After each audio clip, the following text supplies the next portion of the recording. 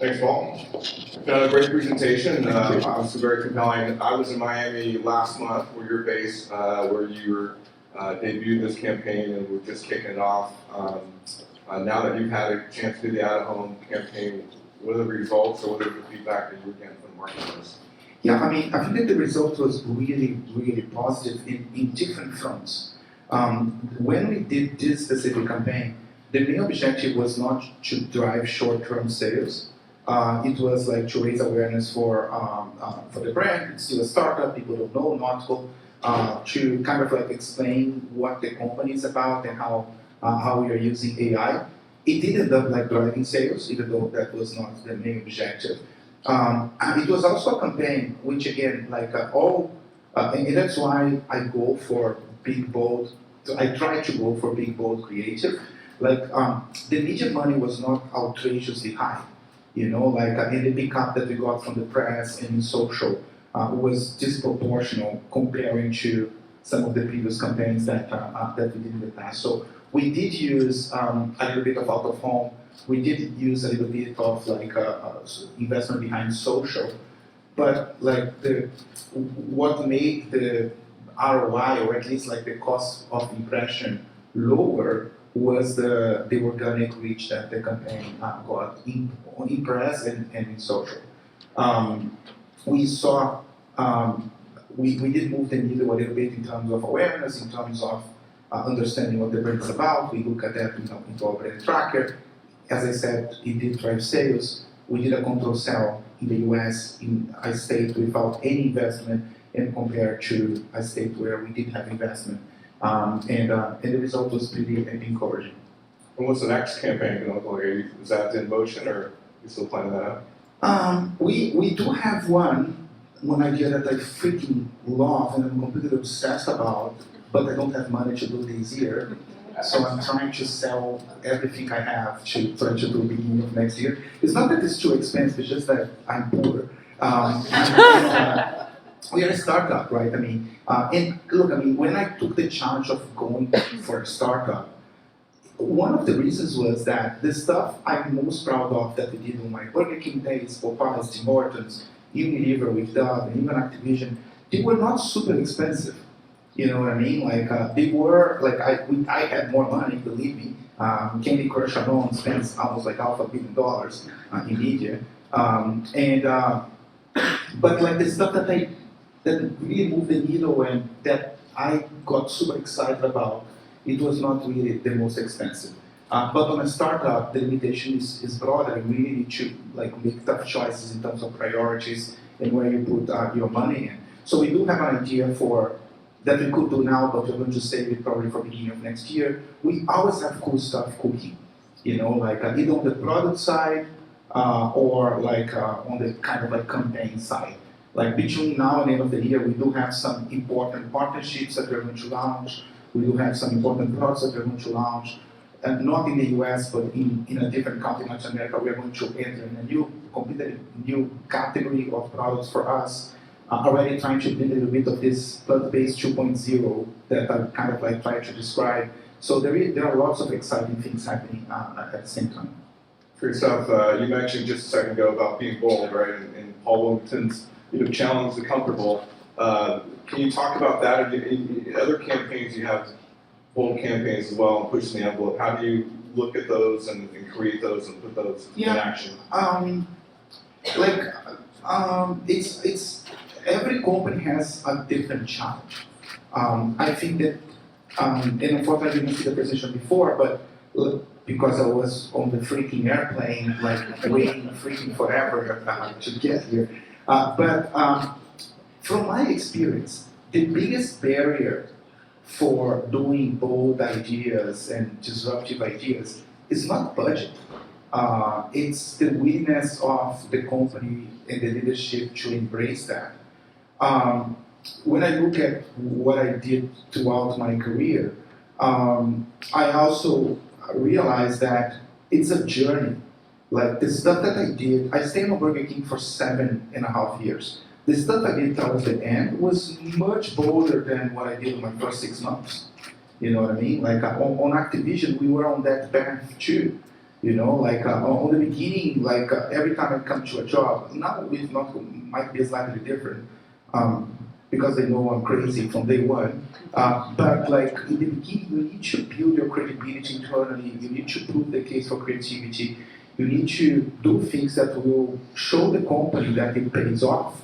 You know, like linking to your strategy, trying to measure as much as you can to show to the people who may be skeptical. Most companies, their CEOs are not, they don't come from marketing necessarily.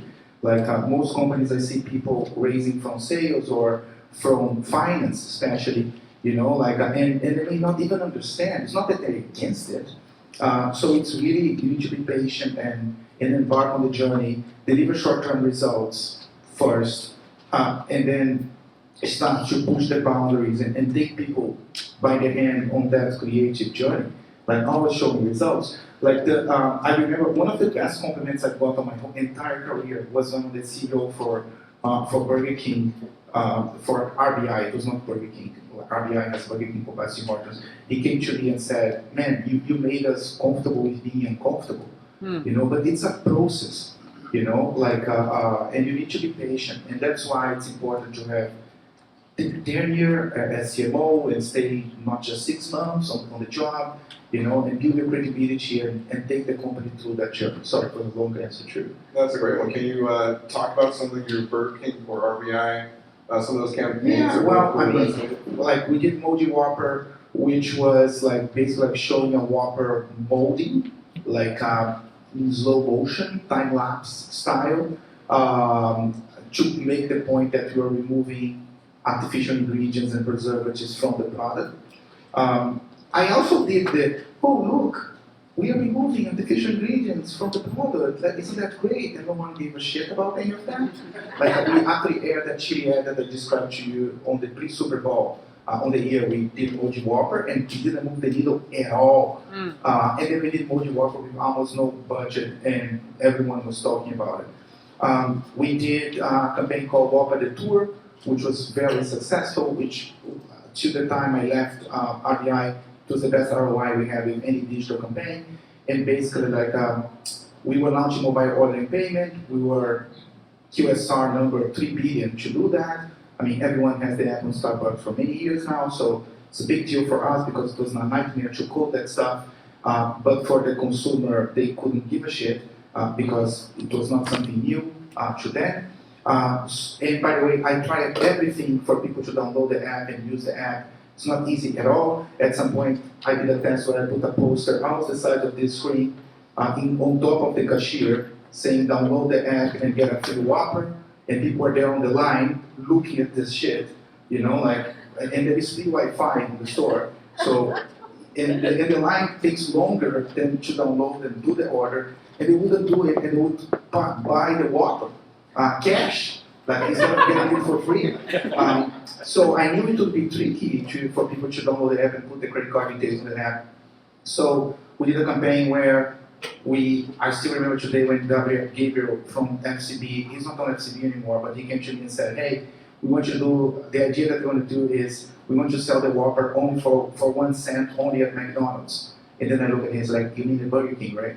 And he's like, no, at McDonald's. I'm like, no, we have Burger King.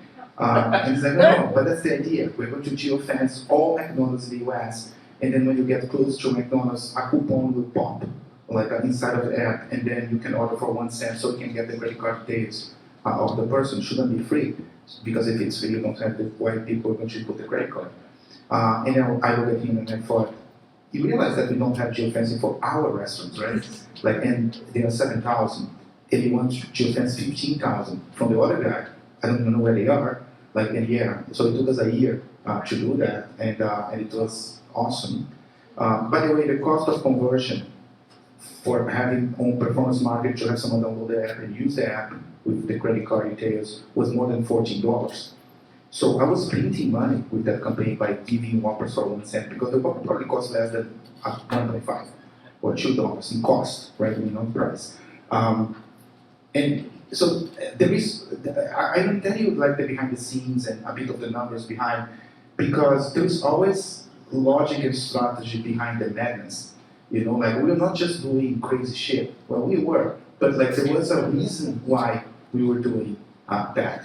There is a quote from Bill Bernbach. Bill Bernbach is the B of DDB, and he already passed. And there is an awesome book that unfortunately DDB doesn't publish anymore, but you can buy used on Amazon. But it's amazing. He talks about case studies from 50 years ago that are still super relevant today. And the quote that I like is, "If your advertising goes unnoticed, everything else is academic." So everything I do, design, advertising, can I do to the level of multi-whopper and whopper the tool and everything I touch? No, I can't. But I'm always aiming for that. To do stuff that is worth people's attention. It's very hard, and I'm just being honest here, it's very hard to even think about the media plan for that. Because it's not following target audience is not necessarily following geography, it's following retail. So that's why we did that stuff. Because I was at Whole Foods, let's put the NotCo campaign in the charging station, which by the way, if you're going to Whole Foods, you probably care about natural ingredients and hopefully also about sustainability. And by the way, you also are charging your car, so you have an electric vehicle, so you probably care about sustainability. And we have the ad right there. And by the way, it's not just for the people who are charging the car, because anyone coming will see that film, because it's pretty... No, you're my face, this is great. Good stuff. But I mean it. I wouldn't be doing the plug if I didn't believe. Appreciate the partnership. I'm not sure how we're doing on time. We want some questions or question. Fernando, Bravo, I think is so exciting. I want to talk about product. I'm curious as to why the focus has been on sustainability as opposed to health. You talk about the power of AI. You talk a lot about taste. 40% of the US population is obese. World Health Organization is saying by 2035, 50% of the world is going to be obese. The industrialized food system that you also work in pushes a lot of sugar and starch. Why not the health benefit of a plant-based alternative? I think it's a great question. Yeah, so for the people on the back, the question was why we are only looking at sustainability and not also looking into health, right? Because in theory, we could also have an impact there. And we are looking into that. I think that the thing is, I think that for all companies, for all plant-based companies that I know, they were just literally trying to match to what the animal-derived product is. But we can do more. I was using examples of I can make a chocolate that doesn't, I can make a product that if you like chocolate, you also like, but it's not chocolate. By the way, it has no milk and has no cacao. I can do a product that gives you joy or reminds you of your childhood. There are other briefs that we have ongoing that are related to health. I can talk about it because we don't have the products out there yet, but that is part of it. It has to be part of it. We should be looking at sugar replacement. We should be. I hope so, because then you can have the taste without the sugar spike and the glucose influence. Yes, you are well versed. We are looking at palatinose. I don't know if you know what that is. We are looking at other ways to replace sugar.